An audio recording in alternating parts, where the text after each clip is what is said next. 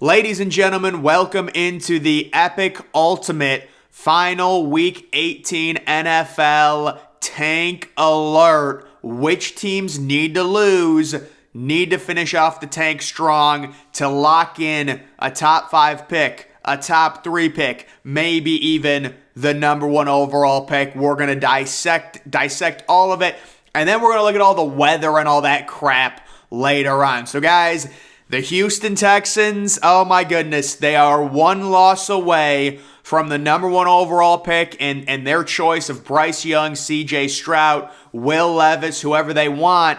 And guys, they do face a team, Indianapolis, who is also in the midst of a tank, but I have faith that Houston will lose this game. On the road, they're 2.5-point underdogs. This is the epic tank game of the week.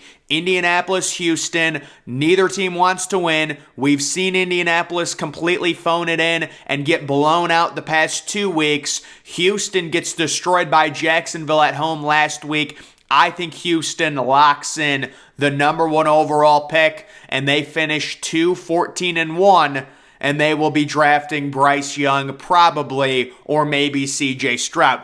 Next, you have Chicago right now. They've lost 9 games in a row. They've gone super tank mode with all the receivers being out. They've got a game this week against Minnesota. Minnesota playing for seeding, but they've already locked in their playoff spot. The line on that game has ballooned to Minnesota -6. Chicago is at home.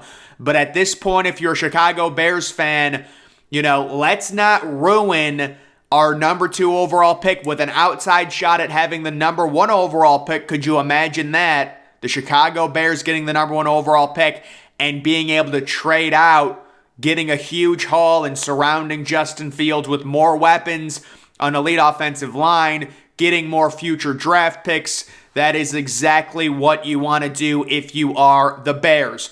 Next, we've got the Denver Broncos. Well, Denver does not have their pick. Seattle has the pick, so Seattle will be rooting against Denver.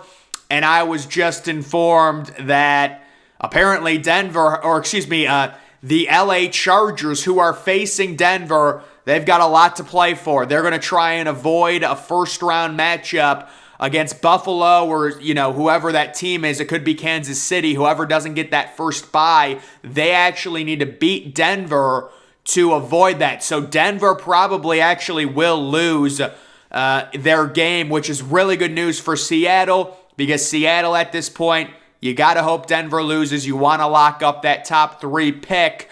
You can see their strength of schedule sitting at under 500, so they win the tiebreaker, I believe, based off of strength of schedule. That's why Seattle gets the number 3 overall pick over Arizona, even though they have identical records. The Arizona Cardinals, guys, they're 14-point underdogs on the road against San Francisco. They have gone total tank mode ever since Kyler Murray got injured, and it's perfect for them. They can maybe get Will Anderson.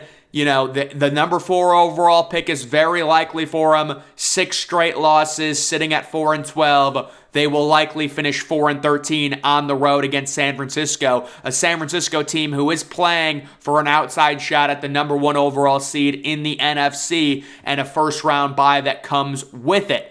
You've got Indianapolis. They're going to be playing that game against Houston. I think they win it, which would not be a good scenario for them, because then if the Rams do lose, Detroit owns their pick, and I do believe Detroit would hop Indianapolis, and Indianapolis would go from the 5th pick to the 6th pick, so not terrible, but I believe that's what would happen because Indianapolis has a tie, and obviously if you have a losing record but you have a tie, that's actually going to help your record, because I believe a tie is counted as just, .500, like a even record. So I believe that is the math in terms of it. So the LA Rams face off this week against Seattle, and Seattle needs to win the game. Seattle's at home. They're 6.5-point favorites. If you're Detroit, you're rooting for Indianapolis to beat Houston, and you're rooting for the Rams to lose to the Seahawks. That might bump you up to the number 5 overall pick. Atlanta sitting at number 7 right now. It's very delicate, I think the Atlanta Falcons have really ruined. I don't know what Atlanta's done. I really don't. They didn't switch to Desmond Ridder early enough. In an ideal, perfect world, you're switching from Mariota to Ridder. Number one, Mariota's losing more games earlier in the season. He won a bunch of meaningless games. They stuck with him. Now you don't know if Desmond Ridder's your future or not, and you have too many wins to where you really can't draft a franchise quarterback. You're going to have to trade up and give up so many assets if you want to do it.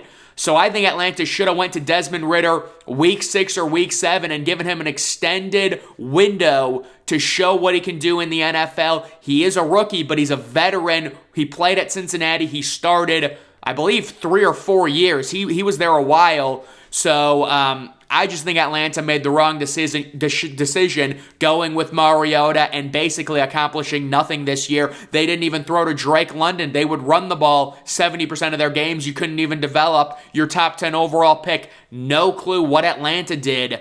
And now they're in a situation where they're facing a Tampa Bay team this week who is locked into their seed, but there is speculation that Tampa Bay is actually going to play Tom Brady and the starters quite possibly at least a half, maybe even longer, because they don't want to lose momentum that they got from beating Carolina and Tom Brady throwing for 400 yards, 3 touchdowns, Mike Evans going for 202 scores. They don't want to lose that momentum going into the playoffs, but Atlanta is favorites in this game against the Bucks because most people think Brady's going to play a few series and then they will switch to Blaine Gabbert or whoever their backup is. Vegas sitting at 6-10. I think they lose again. If you are Vegas, you're rooting for a loss and you're rooting for an Atlanta win and you're rooting for a Carolina win. Vegas could end up, maybe even you're rooting for a LA Rams win if they actually catapult over them, if they finish 6-11. Yeah, I think they would move over the Detroit pick it's the Detroit pick via the Rams because it would make in that scenario the Rams 6-11. If the Rams win, they're 6-11. Vegas, actually, guys, I don't even know. This is just annoying. It's hard to calculate all this stuff. But the bottom line is, if you're Vegas, I like what Jarrett Stidham's doing. It's impressive, but you're probably going to lose to, a Kansas City team playing for the 1 seed. You're already 7.5-point underdogs. You want Atlanta to win so you can at least jump them and get the number 7 pick. And then Carolina, there's no reason for you to win this game against New Orleans. You possibly could also jump Atlanta. So Atlanta might be the biggest loser this week if they end up winning and these two teams lose and they drop from 7-9 and they're favorites to beat the Bucks again because Tom Brady is probably sitting out.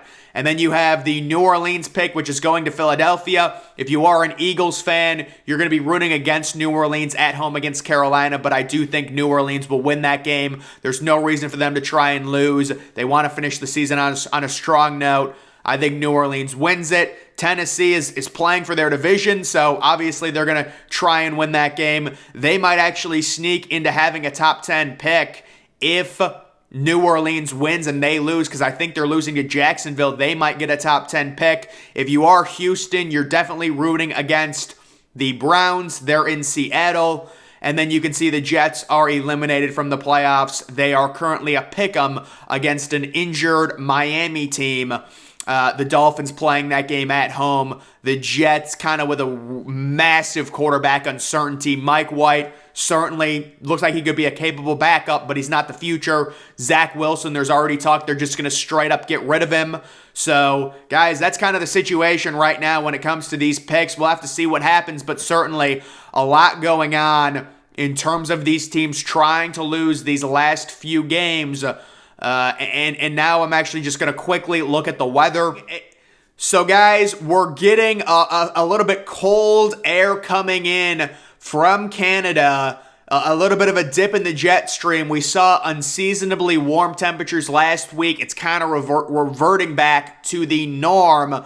And just looking at these games, 57 degrees in Jacksonville. Beautiful. Very clear. Should be a great Saturday night game there. The Sunday games, the Bills at home, 33 degrees and sunny. You will take that for early January in Buffalo. 33 degrees in Chicago, not too bad. 39 in Cincy and overcast. Clear and sunny in Miami. So that should be maybe a little humid there. 35 degrees in Pittsburgh for the Browns and Steelers, mostly cloudy. Maybe a little sun coming in there for the Chargers and the Broncos, and 45 degrees. So guys, I'll be honest, I pretty much just botched this game because I did pick the Broncos to win it.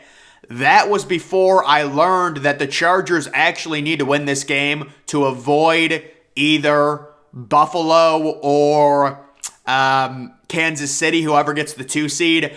And I also thought it was going to be colder than this because you've got a warm weather team traveling to cold weather, but 45 degrees is not cold enough. So, yeah, I'll be honest, that was pretty dumb. Next, you have the Giants and Philadelphia, 46 degrees in Philly. That's beautiful for Philly in this late in the year. San Francisco at home, 61 degrees, partly cloudy. We've got possible rain in Seattle. Of course we do, for the Rams and the Seahawks, but just light rain.